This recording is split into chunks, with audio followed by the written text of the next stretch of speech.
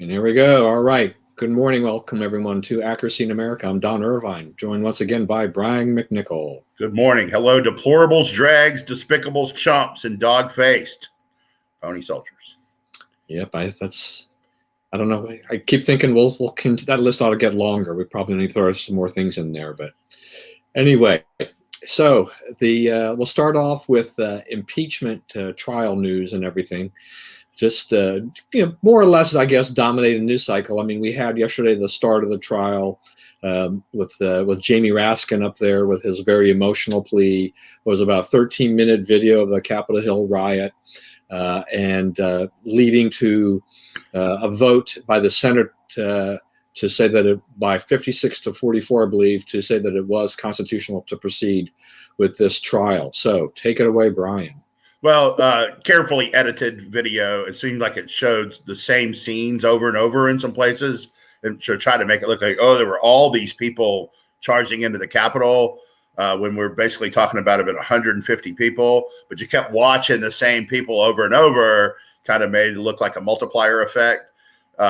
It's also pretty clearly established on that video that the shooting of Ashley Babbitt is a bad shooting. Right? She is standing there doing nothing. She is behind the barrier. She's not breaking through anything like people say. She's standing up. The guy who shoots her standing up. She doesn't fall till she gets hit. Right? She's not crawling through black glass. She's not attacking anyone. She's standing there with some people who had previously been trying to break glass. But at that point, the guy just looks over there and sees someone and aims his guns and shoots her. So, NYPD, people who were in on that, say that's a bad shooting and needs to be looked at. And it's clear on that tape that that's a bad shooting. So I think that, the number one thing that came out of that for me is we need to find that guy who did that shooting, and we need to put him on trial for murder, because that's what he did. 4 years, these guys protested everything Trump did all over the country. And Trump ordered that none of them be shot. And they shot the first Republican they saw.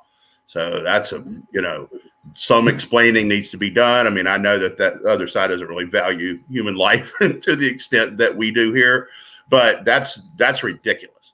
Okay. Also, it looks like the first, so they had the vote on whether it's constitutional.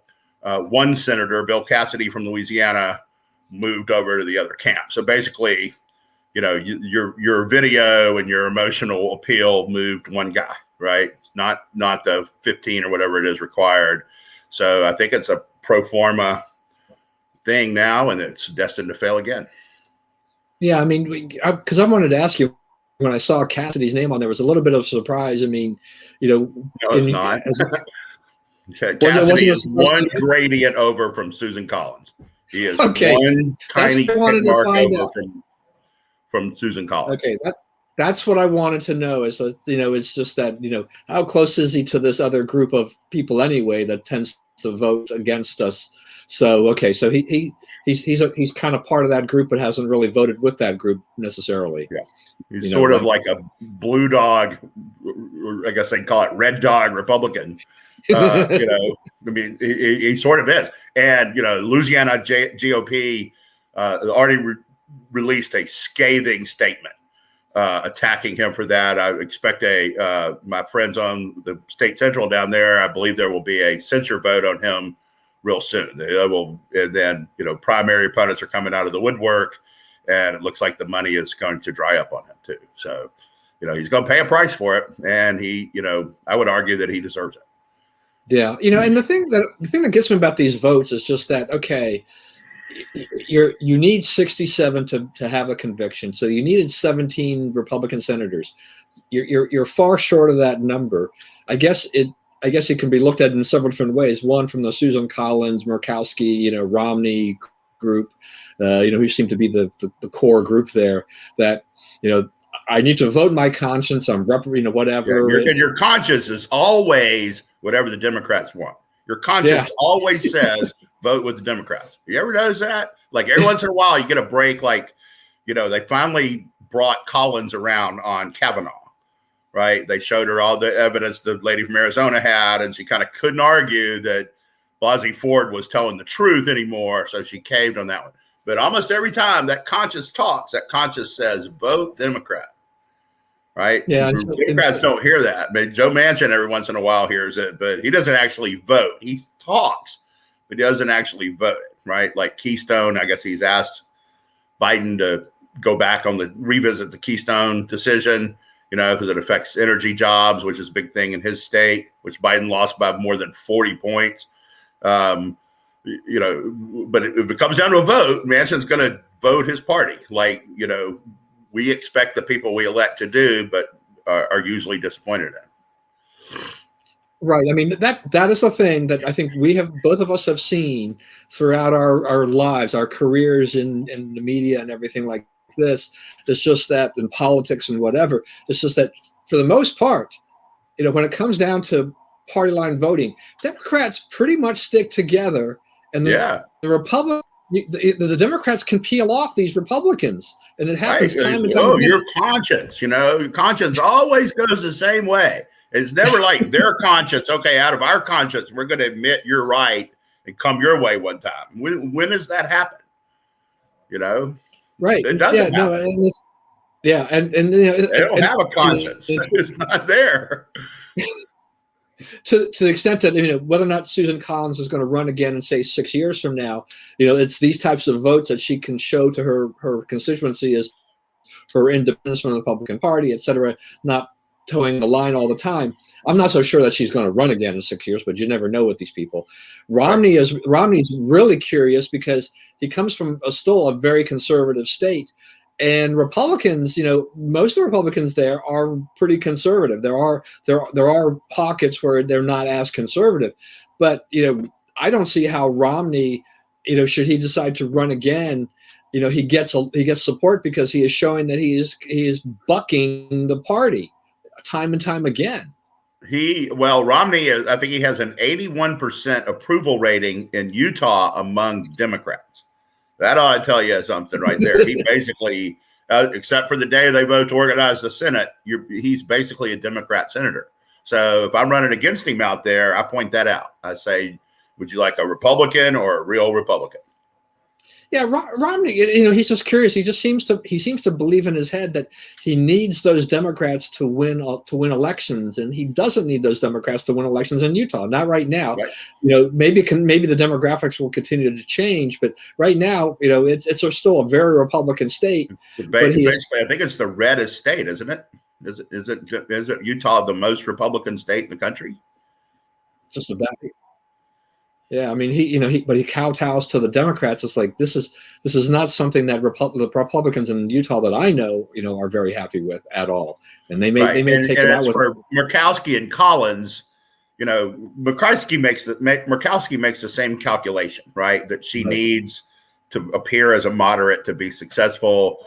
In Collins, like I said, we were all writing Collins death notes right before the election, and she got 63% of the vote. So maybe, Collins is, maybe she's doing what she thinks she has to do. Maybe she has it lined up right. But, Romney, the math is not right. I mean, and also Romney, we all know that this is personal with him and Trump. Right. And then we had Toomey, who's leaving, who's going to retire. We have Sass, who has been just that agitator anyway. So, no surprise there, overall for the group. But, I want to ask you too about, there were reports, varying reports in terms of how upset President Trump was about his attorney's performance yesterday. Question is that, was Trump as upset as some of the media reports, lead us to believe? Was Castor's performance as bad as others have said it was? Were they ill prepared for this? Did Jamie Raskin and company, by using that video, which I think was just over the top, in the sense of doing this. And no one who looks at this objectively can fail to see the overreach there. They're just complete ruination of the truth, basically. So the question is, how did the Trump defense team perform, on day one, in essence? I guess the Castor got panned. I don't believe anything the media says about Trump's reaction, because I looked for that, and all I was able to find was, aides said, and this and that and the other, which, when you're talking about people like Maggie Haberman, she has no aides of Trump are talking to her. She says aides said. She's lying, straight up lying through her teeth, because they're not talking to her. The aides didn't say anything to her. She has no sources among the Trump people. So, their, unnamed sources, that's basically what they're noodling themselves, is basically they're making it up. So I don't know what Trump said. The second guy I thought was pretty good, pretty strong close, explained the problem and explained why people should be upset. What people don't understand is, this is what they call viewpoint discrimination. Trump has the viewpoint that he got robbed in the election. That viewpoint is shared by about 80 million adults, right? And what they're trying to prosecute him for is his opinion that the election was stolen. And I don't think that's prosecutable.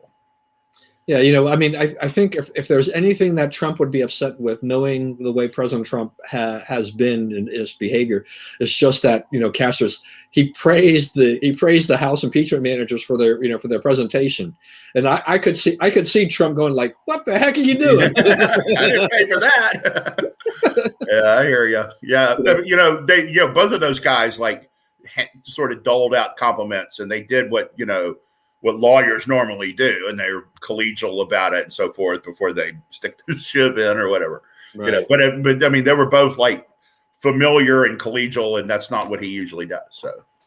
Yeah, Trump wants him to go for the jugular right from the get-go, and in this kind of setting, I think you do have to at least you can't have that antagonism right from the get-go. Right. Go ahead and play them with a little kindness, and then go for it. And everybody looks reasonable this way. You don't want the Trump legal team to come off as a bunch of crazies, right? To the extent this is a public relations battle, it's over whether the Democrats whether the Trump people look reasonable, right? I mean, it shouldn't be that way. We've been cornered by the media and whatnot. We could go on and on for that.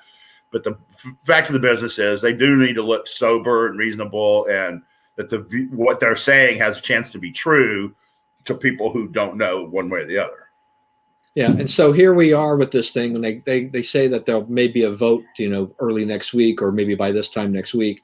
But really, for all intents and purposes, what is the idea of having this? Who benefits from this overall? It just shows, does this not really, once again, as we've talked, expose the Democrats for this kind of political theatrics on this?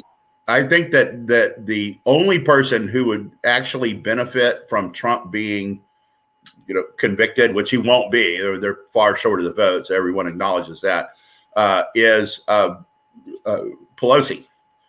She's brought two of these. If it fails again, her leadership comes into question, right? She, it's like, why do you keep leading us down to these rat holes that, the public opinion, is turning against them already, and will be even worse if they lose. And it's like, why do you keep hauling us up there to get destroyed? So, I think that's, I think she's the one with the most riding on it. The rest of it is, it's sort of a show. It's to sort of rid the country of this thing, and it's like, this guy should have the right to run again in 2024. What are they afraid of? If you beat him by 10 million votes this time, why do you fear him? Let him, don't you want the Republicans to put up a losing candidate again? It's because They know that he is more popular than their candidate. They couldn't pull it off twice. Yeah, the thing is as people have said, and we've said too, is they're not going to get the votes to convict. So we already know what the end result will be in that end. So why are we doing all of this except for this political theatrics? And going back to this whole Raskin video and the over the top nature is that, it was a very dramatic, emotional kind of a thing. But to me, it still didn't make the case that President Trump incited a riot. Right. Right. They played on emotion. I don't see any factual evidence by the House managed by Raskin Company that actually prove their point. Right. Right. It's not, and it's meant to. The whole way the argument was arranged and presented was meant to elide facts. It's meant to get you emotionally angry at this video to where you don't really care about what Trump actually said. And, you know, the fact that people were down there doing this before, you know, basically by the time Trump started talking, that the riot he incited was already underway. Right. So, you know, there's no, you know, this would be laughed out of a normal court, right? They would drop the charges and apologize for disturbing it. But, you know, that's not what we're doing. We're trying to put on a show, and we're trying to make a political point. We're trying to show that we have all the power and you can't go against us. Right. So another story that was making the news this past week has been this these kind of rules or new rules with ICE and deportations of these criminals. And, you know, so I want to get your take on this. It just seems like, you know, we had been deporting people who had committed crimes, and now it looks like, you know, the Biden administration is saying, oh, you know, well, you know, these crimes here, we're not going to really worry about. Right. It's another example where they're looking out for people in other countries more than they're looking out for us. It's a, you know, that's what Trump was about, was we're going to run this thing for America. And, you know, and he talked about this in speeches, we're going to run America to the benefit of Americans. And he said, the first time he went to Davos, he said, you know, and I expect all of you to do the same. You run France to help France. You run Spain to help Spain, right? You know, and when our interests actually intersect, right, then we can, you know, let's work together on stuff, right? But these guys are like, let's, you know, cure poverty in Central America by bringing them all here, right? Well, that doesn't make them not poor, doesn't give them any more earnings potential, but it's now our problem, our thing that we have to deal with. So I don't know. I think he's poorly advised, and they're pretty radical about what they want to do. And I see some, you know, we're just at the start of this thing. You know, that's bad policy after bad policy. Yeah. You know, and here's another one. You know, I don't know if you noticed this, but now, you know, in Georgia, they want to try to see if they can make a case against Trump over the call to Raffensperger, which, you know, right.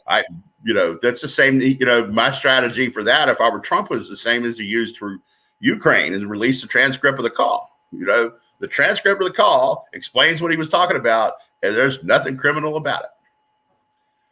So John Cunningham, another one of your friends? Yep. Okay. Grew up with John.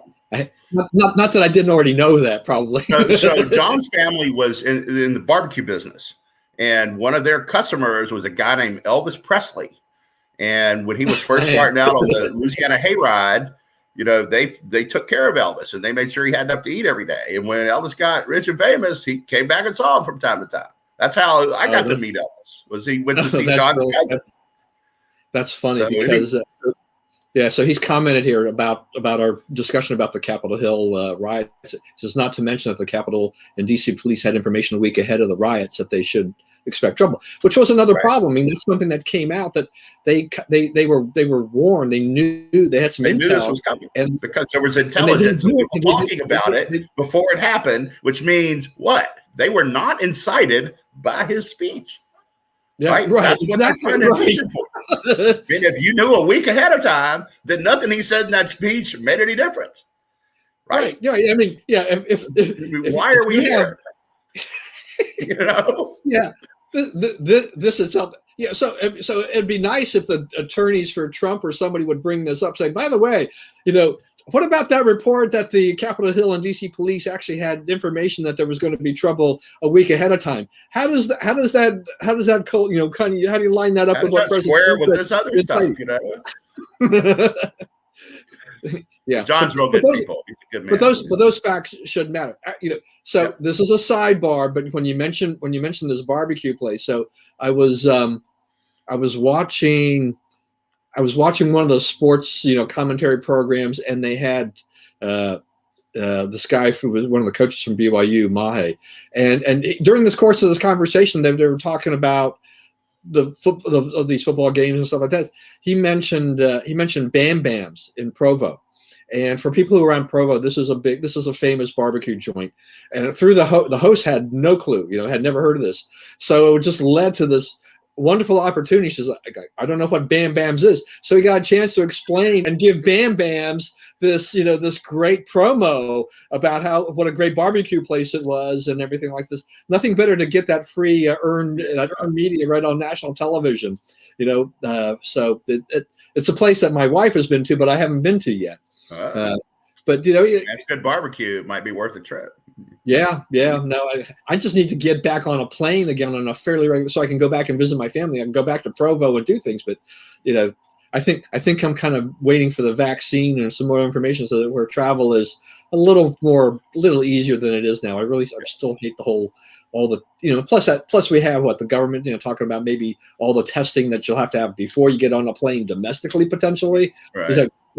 There's no better way to kill the airline industry is to make everybody have tests domestically. Right. That's another thing that Biden was, they wanted to push this week was, putting these draconian rules, and the airline industry is barely hanging on now. Yeah, and the only way they're surviving, I mean, they've had some very good years, and then the coronavirus hit, and it's put them back to that old, those years where they lost millions of dollars. If the government doesn't come through and give them that stimulus money, they don't keep people employed. They don't fly anywhere near as many routes. Look, I mean, Delta Airlines is still promising to block the middle seat, for safety reasons. But you're talking about taking the middle seat of every row on your plane. Look at all that potential lost revenue. 60 people, right? Yeah, 30 rows on most of those planes, more or less. Yeah, it depends upon the size of the plane, but that's revenue. You lose that revenue, so it's rough all the way around. All right, congratulations to John Cunningham. I will. Does the family still run the barbecue joint? I don't think there's any of them left. I don't think there's any of the barbecue places left. But man, all right. So John, if you're actually listening to this, tell us. Yeah. All right. So you mentioned Georgia and this thing they're doing. So I'm going to mention something else that came up as well, but I didn't put on the list initially. But I saw this, which was that one of the things we've talked about during the course of the election was all this mail-in balloting and the voting and all this stuff. And the Democrats voted very heavily, through absentee balloting and by mail. So in Georgia, and I think even in Pennsylvania, the legislators they're looking to try to roll that back. And back in, what was it? Georgia was a 2005 Republican controlled legislature passed the no excuse absentee balloting. Now they're looking to actually put reasons. You have to actually have an excuse to do that. Does this make the Republican Party look like, we think this didn't work out like we thought it would, so we better tighten the screws? Or is this a legitimate thing? Well, I think you're going to see, a lot of these states, the 4 states that were really the worst in terms of corruption during this election are all controlled by Republican legislatures. So I think you will see one of the benefits that will come out of it is, some increased attention on election security, election integrity.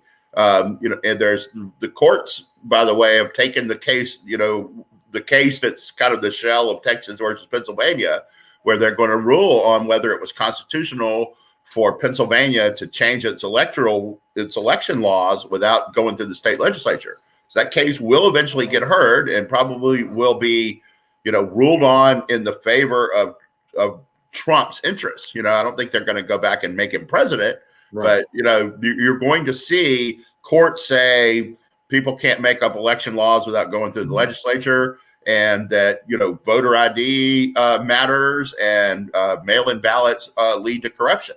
And, if you get those outcomes from it, then, it's bad. And it's bad what's going on now. The country's going to have to suffer a lot for the ineptitude of the people now in power. But, there will be some positives, and you'll have a chance to win elections in the future. Also, redistricting is going to be very good for Republicans because, most of the places where, it matters are controlled by Republicans. Yeah, on the redistricting issue too, I mean, we're expecting some pretty good things to come out for the Republicans, but there are issues happening where there are these independent, commissions that are supposed to decide, where the Democrats, I think, are complaining loudly. They're trying to derail them because they see this as a potential threat to the party. So they're trying to do this. Is there something wrong wrong with an independent redistricting commission? I mean, why are the Democrats complaining so loudly? Are they really that worried that they're going to lose seats because of that? Because of independent? I mean, that's state law, and all the states work out what they how they're going to do it themselves. I am not a fan of the independent commissions. States can choose them; they're obviously legal and constitutional and so forth. But I mean, I think the interested parties should be the ones dealing with it. And, it's like they're the people we elect, I'm always like, when they want to shift power to unelected boards, commissions, and all that stuff, that always bugs me. I want accountability. If you do this wrong, we're going to vote you out. Right. And so, I mean, I think that, you're giving away power that we should have in a democracy to have an independent commission do it. So they're the goo-goos all love them, but I'm not a fan. Yeah, now, I mean, part of the argument of these commissions, though, right, isn't it just to theoretically, and I'm going to say that, prevent, discourage the gerrymandering that politicians are famous for, but that's not necessarily the case. It's not necessarily the case, and it's like it's like those things where they try to decide who is the unbiased media source, right? The answer is none of them are the unbiased media source, right? So. Like, who is unbiased? Who would we really trust to do this? And I think is, there's not really anybody you can trust to do it. So do it where there's electoral accountability. If you think it was unfair and you don't like the way it was unfair, you go in and beat them in elections. I mean, what's the worst gerrymandered state in the union? One where you're sitting, right? Yeah, we've got that 3rd district. I guess it is. It's horrible. And you got the one.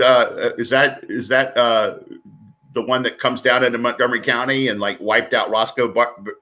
Well, that's 6. Yeah, that's 6 that they took. That's the worst gerrymandered district in the country, I believe. Now that they fixed the one in North Carolina, that's the worst, declared the worst district in the country. I mean, they've argued in court. The one that Maryland argued about gerrymandering was on the 3rd district because it's like a long district, but it doesn't make any sense. At least with 6, we do adjoin them in a way, to Western Maryland. But it was with Roscoe. Yeah, I mean, the poor guy, he wound up with constituency in Montgomery County, which he had never represented before. But this, it was all targeted getting him out of office, and it worked. But it makes it really difficult for because most of the people who run in 6, well, they just don't have enough of a constituency. They're either going to be Montgomery County, they're going to be Carroll County or whatever. But it's usually one side or the other. They don't really have a broad, reach across both. Yeah, but I mean, there is a congressional district worth of people: Allegheny County, Garrett County, help me here, Washington County. The full-on Western Maryland, right? And that district should not be electing Democrats, right? They just shouldn't be. So. Right. I mean, just out of who lives there and how they vote. So what, why was it extended into Montgomery County? It was solely to get rid of Roscoe Bartlett. Right. I mean, most of 6 was, that district was very Republican, and by adding in the part of Montgomery County where I live in, it changed it just enough that you could get a Democrat elected. I mean, we've had Bongino. He had a close election. He lost by just a few thousand votes, showing that a Republican can do it. But it's not it's still a big mountain decline. And it shouldn't be, because Democrats are usually very well funded. Yeah, it shouldn't be that way. So just back to barbecue. So John did come back and let us know that there are none left. But a longtime employee has opened a new place downtown called Retro Barbecue. All the same stuff. So I'm gonna head down there when I get back to Shreveport. No question. If I ever get to Shreveport, I'm going there. Yeah, there you go. This looks like a bucket list item for me. So I need to visit Shreveport. There you go. Otherwise, you won't know. That's right. And I don't want to die not knowing. That's right. Nothing worse than that. So we also have stimulus relief. So initially, I put this thing on here where Bernie Sanders was not very happy with some of the Democrats, because some of the Democrats were talking about, about kind of getting a little more targeted, not having quite the same qualifications to get this next $1,400 stimulus check, which is not the $2,000 that Joe Biden promised, right? Right. Technically promised.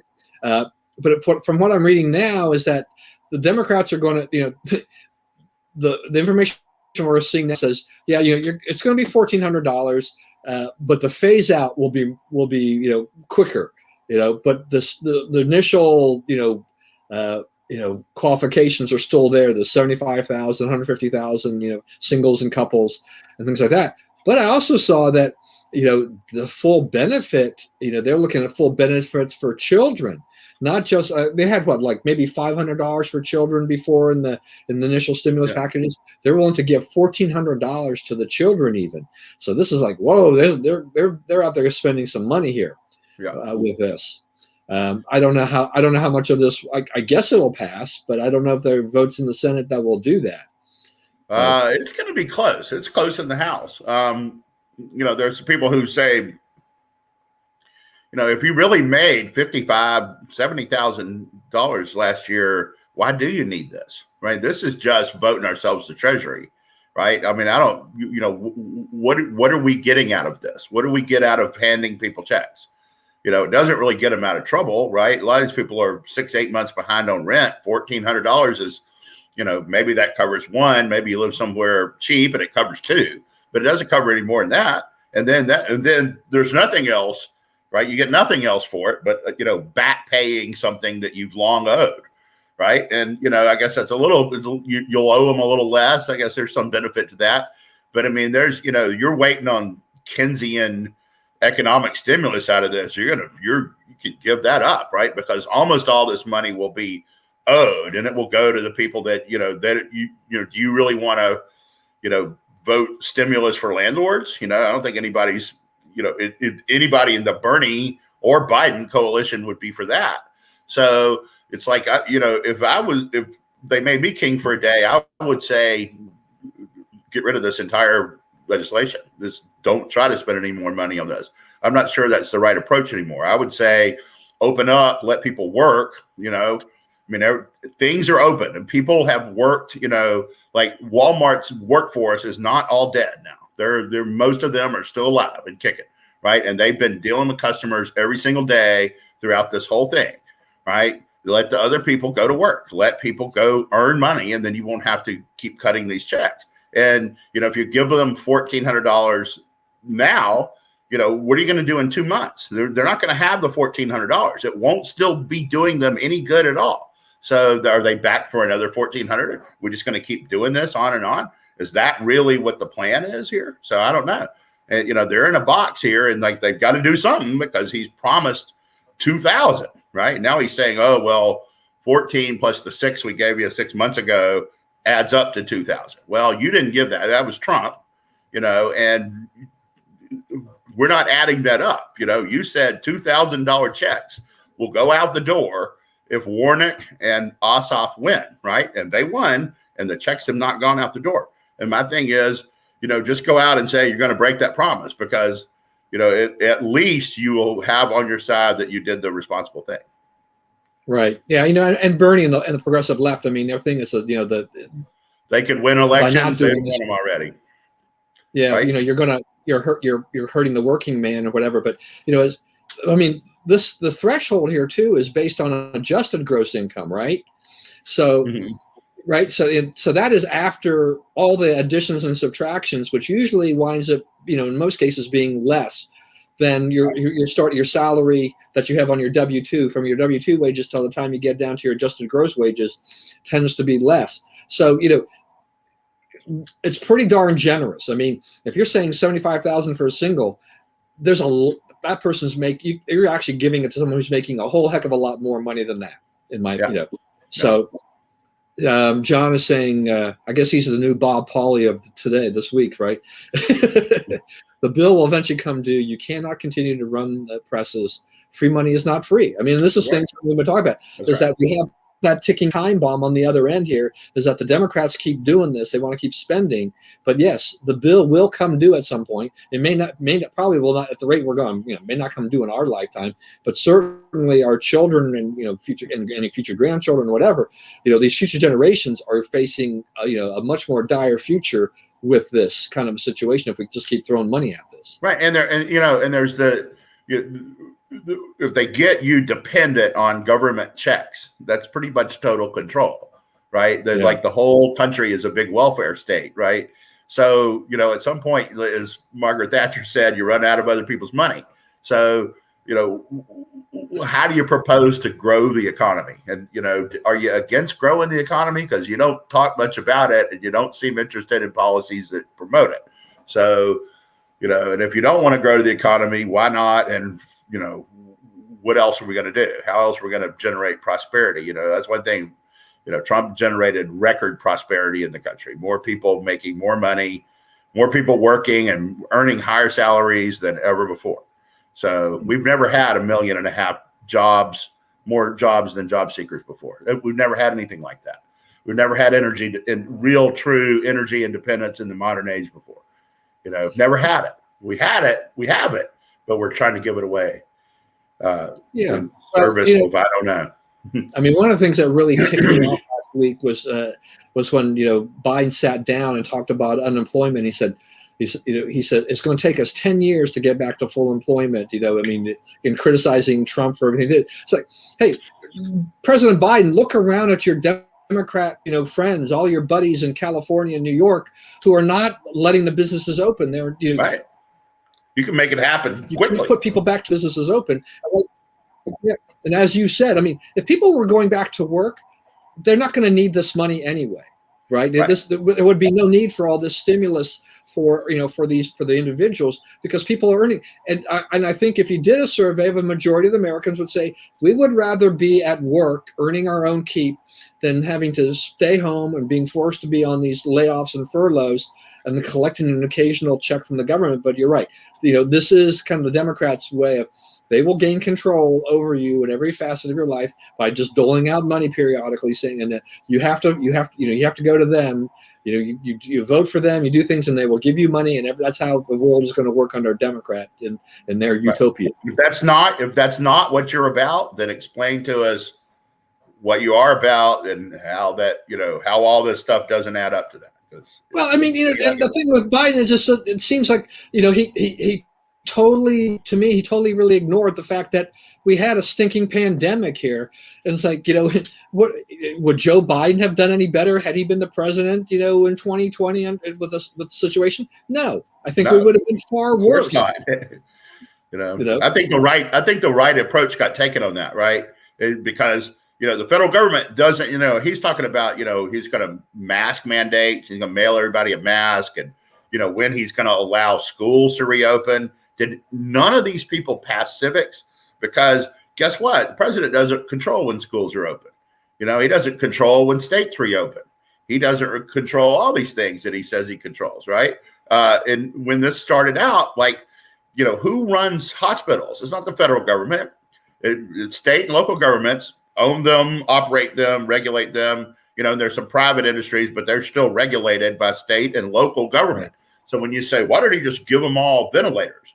Well, A, they didn't all need ventilators, and B, it's not the federal government's job to supply state and local owned and regulated and private enterprises with medical equipment, right? Now we come to an emergency like we had here. And so Trump's approach was go to the companies who either made ventilators or were capable of retrofitting their factories to make them and say, hey, make us some ventilators, toot sweet, make them quick. So, all these people who need them can get them. We don't have anybody die for lack of ventilators. And nobody died of lack of ventilators. Nobody died of lack of PPE.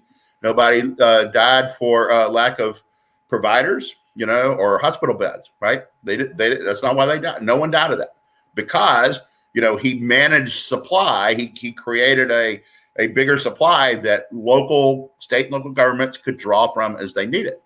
And some took a lot of advantage of it, like Louisiana, where they built 3 or 4 hospitals and sat there and cured people in those hospitals. And some, such as New York, consigned a lot of people to their death by sending them to nursing homes instead. So, you want to know who to blame, look at those state leaders and how they performed. All right, moving on. You mentioned Joe Manchin a little bit earlier, so let's talk about that for a few minutes. So Manchin has, I guess he sent a letter to the president, is that what it was? Yeah. Urging him to reverse his decision on an executive order that he had to shut down the Keystone XL pipeline. As you alluded to, I mean, there are energy jobs there.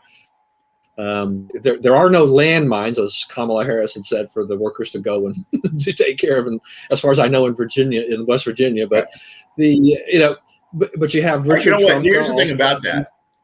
Kamala Harris had confused mines you get coal, silver, whatever out of, with mines to use on a battlefield. Landmine is a weapon, right? I mean, that's a level of cluelessness that's kind of sad to be in the number 2 person in the country. But anyway, go ahead. Yeah, no. I mean, look, and if you're gonna misspeak on something, that's a classic one. That's one of the worst things I've ever heard of anybody. Yeah. Confusing a coal mine type of situation or a silver mine. You say, where miners work in a mine, going to versus a landmine. The other thing about that story is, I think we may have talked about this some last week, but if you look at the real history of Trump, he actually had pretty good relationship with Congress. Especially considering one of the houses was controlled by the opposite party. We had one shutdown, and it was over building the wall, right? Every other time that we came up to the debt limit, we came up to, funding the government and so forth, a deal got worked out. It was quietly done. There was no, wait until the last minute. There was no voting, midnight Christmas Eve. It was all squared away and taken care of. And, if Trump went to West Virginia, he would have taken Manchin. He would have offered Manchin a ride on Air Force One, or even Pence. Yeah, travel with me. We agree on the issue that we're going to talk about. I'm not asking you to join the Republican Party. I'm saying we're both pro-energy. Let's go talk pro-energy. And they would have ridden on the plane, right? And they didn't even tell him they were going in his state to oppose his stance on an issue. Right? They didn't even tell him they were coming. So, they're off to a rocky start. You have a lot of, and you're going to have early in the administration, you're going to make a bunch of dumb mistakes until you get qualified people in there. But they're not off to a good start with Congress. No, and this Keystone XL thing seems, it's a story that's not going away. I mean, it affects a lot of people. That's one where SAS was on Trump's side, right? Because it goes through Nebraska. And there are a lot of stakeholders, and most of the stakeholders are like, you may not like pipelines, but they are better than the alternative. The energy's still going to flow. You're not going to force Alberta to quit, dealing with their tar sands. They're not going to just, we're going out of business because, one of the 3 pipelines that carries the fuel was not allowed by the U.S. The other 2 are still operating, and there's now trucks and rail. So, you can ask them for that, and they're not going to do it. Yeah, I mean, you may wind up pushing the cost up of the energy because they have to go to an alternative. You absolutely will. It's already It's already going up based on speculation on stuff like that.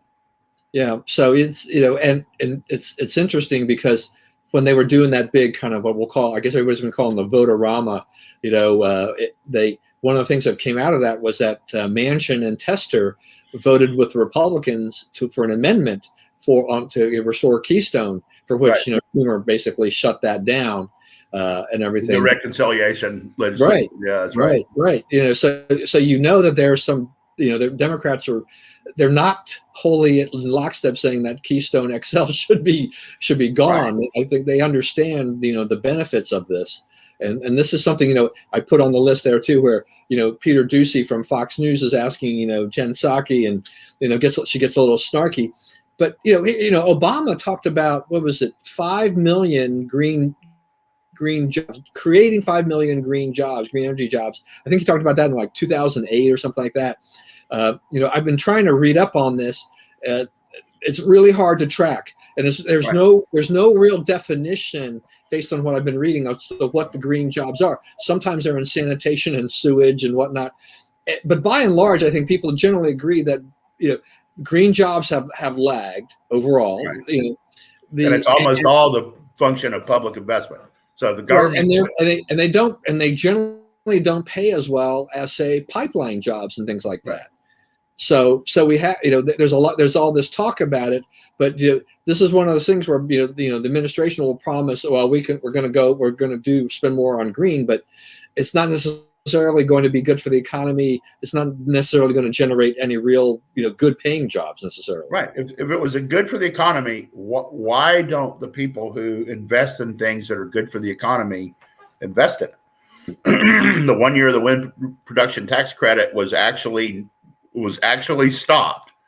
The investment in wind production and wind energy went down 92%. So that means all the interest in it is government. You take government out of it, it's not popular at all. It's not workable. So, it's time to align energy policy with reality, which, now it's aligned with, global warming fantasies or whatever.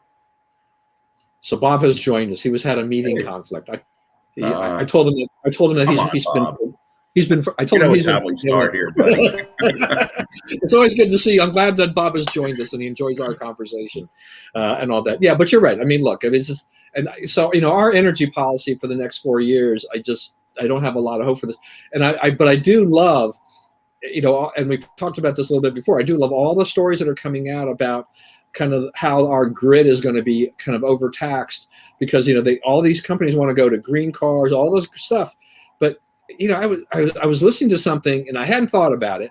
I hadn't even read about it, but I had one of the tech podcasts I listen to, they have a guy on there who's a big auto guy. He's an auto expert, and so they had a conversation about electric trucks, because that's been the big thing. Elon Musk has rolled out this thing, and then Rivian. There's all these electric truck models out there and stuff like that. And this guy is pointing out. He says the batteries are huge to run the truck. He says, and the guy, the host of this program is a liberal, but he says, and how do truckers get paid? They get paid for the amount of freight that they're hauling. He says, but if you've got 10,000 pounds of battery, for a truck, that's 10,000 pounds of freight you can't carry. So you're going to have to wind up carrying a smaller load. So that's not going to be as efficient that way. And the car guy was saying, he says, it takes forever, unless you have the right charging mechanisms. It'll take forever to charge a truck battery, an electric truck battery. And these are things that people don't really think about, is that, look, if you've got an electric car, you can't just plug it into your, to your AC, to your outlet and think the car is going to charge.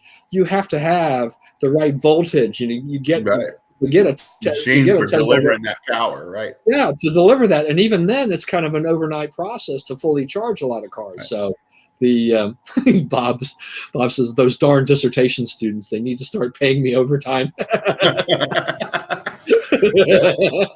Get them through. More doctors. It was definitely worth mentioning.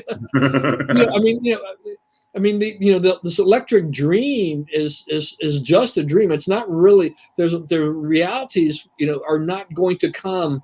When people realize it's like, I don't have, we can't get enough electric power. I don't have the right voltage in my house. I'm gonna have to spend thousands of dollars to convert to be able to charge my car or whatever. Only because there's just not a lot of electric car ownership, so it's really not been widespread. People don't realize what they're heading into. Yeah, and Musk and others have said we don't have enough electricity, so we didn't do that. We wouldn't be able to charge those cars. And I mean, the cell phone revolution has added about a third to electricity demand, right? So our need of fossil fuels, our need of power in a very traditional sense has gone up in recent years, not down. And there's no one's going to conserve, cell phone. Well, I'm only going to look at Twitter once a day, right? So that I can conserve energy. I don't think that very many of the people who are into conserving energy are going to go for that one, right? They want to be able to tell the world they're conserving energy or whatever they're doing.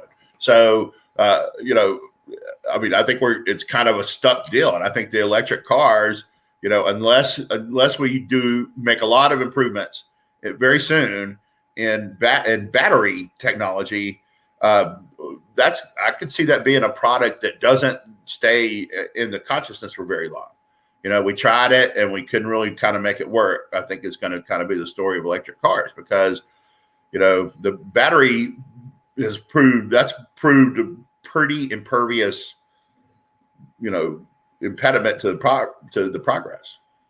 Yeah, I mean, I looked at a hybrid car about a year or so ago at our local auto broker, and one of the reasons I didn't pull the trigger was one, I didn't really need the car, but the other thing was that because it was a hybrid car, while I'm all about, I love to save gas, I don't really drive a lot, so the economics of that, so is it worth paying a little bit more even on a used market for that? But the other thing was that the trunk spaces, is reduced greatly because you have to have a place for the battery. Yeah, the batteries are so much larger.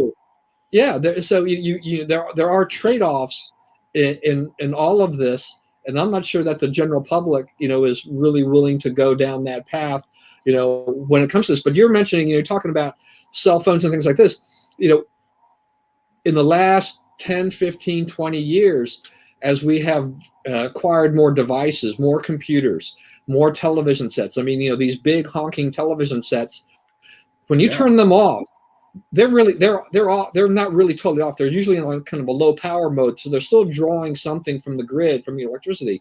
So they're just not going full power. But what have we been told a lot of times by computer people? Never turn your computer off. Leave it running overnight. It doesn't draw that much energy.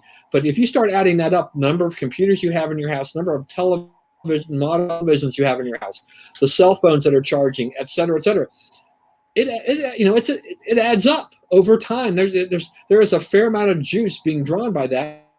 And there are all the fancy appliances, that have been high tech to death now, right? That do all kinds of things and stuff like that. So there are these kind of things when you add them all up, there is a greater draw on the electrical grid than there ever was before from just home devices. And people are staying home now more than ever before. Right. That pushes it up even more so. So that's right. Okay. So Bob is commenting that lots of R&D and testing left before any semblance of necessary combination of reliability, affordability, convenience, and practicality on the electric car front, which is very true. Right. That's right. So we're going there. Well, Elon Musk. There's one guy in that business, and he's getting clobbered. Right? Isn't that right? Yeah. He's losing money hand over fist. Musk Musk now, what he did, he's got Tesla investing $1.5 billion in Bitcoin and saying they're now going to accept Bitcoin as currency once they kind of figure out how to make that work on a car transaction, stuff like that. And it's interesting with the Bitcoin too, because Salesforce had done that previously. It's like having stocks, right? It fluctuates. So every quarter, Salesforce has to, they either record a gain or they record a loss depending upon where Bitcoin ended at the end of the quarter.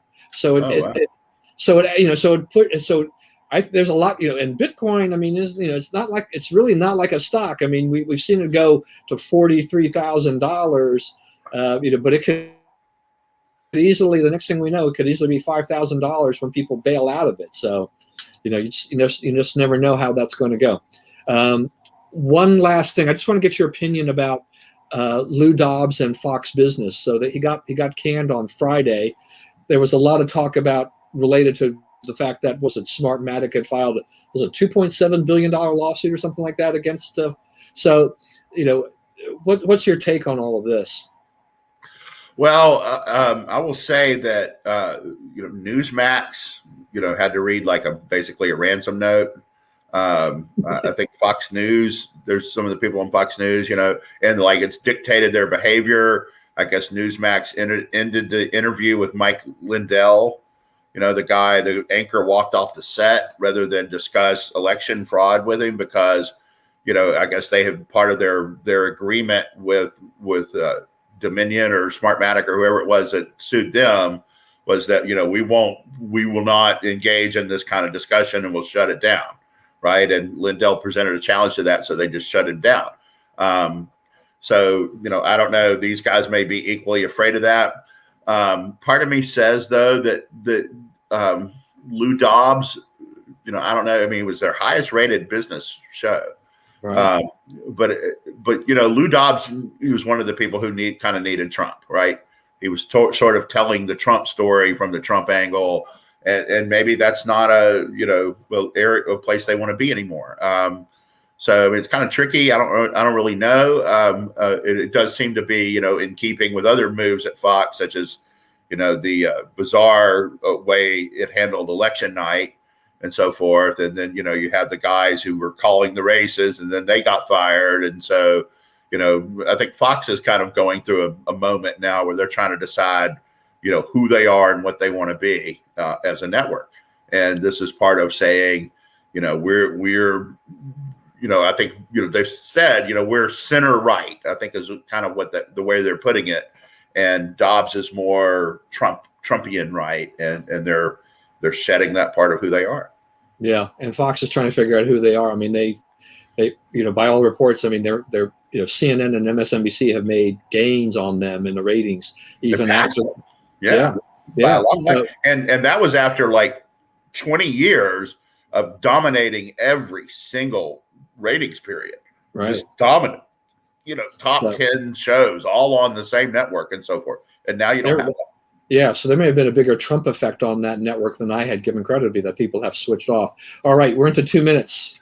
While we have been on the air, it has been announced that Bruce Springsteen was arrested for DWI. So Bruce out celebrating his Super Bowl commercial, which was, sort of an odd, I don't know if you saw it, but it was sort of a weird thing. Yeah. And, obviously inspired by his hatred of Trump. Trump is so in these people's heads that it was, thing. Also, I wanted to mention that, I grew up as actually Dallas Mavericks fan. Mavericks started in the mid 70s. And I lived 3 hours away, and we used to drive over there and watch games. I've covered games there. Always had a soft place in my heart. But now our owner has decided that we don't need the national anthem before games. It's kind of, I've been plagued by this like most of my life, that the teams I love are run by buffoons, and the Mavericks are run by a buffoon, and until that changes, it's the team is in total disarray. The players all hate each other and the coach, and they're getting killed by teams that don't have half the talent. And, but the buffoon is worried about the national anthem. So sad day for the Mavericks. Yeah. All right. So we got a couple last comments here before we go. John said, Fox committed suicide. And then Bob comes in and said, I wonder if he was singing Born in the USA. Yeah, I hear you. Yeah. Who knows? Who knows? All right, everyone. Thank you once again for joining us today. We hope you enjoyed it. I always enjoy having you comment and on the program. So always, please stay safe, stay well. Remember, we live in the greatest country in the world. Do not let anybody tell you otherwise. God bless America, and we will see you next Wednesday.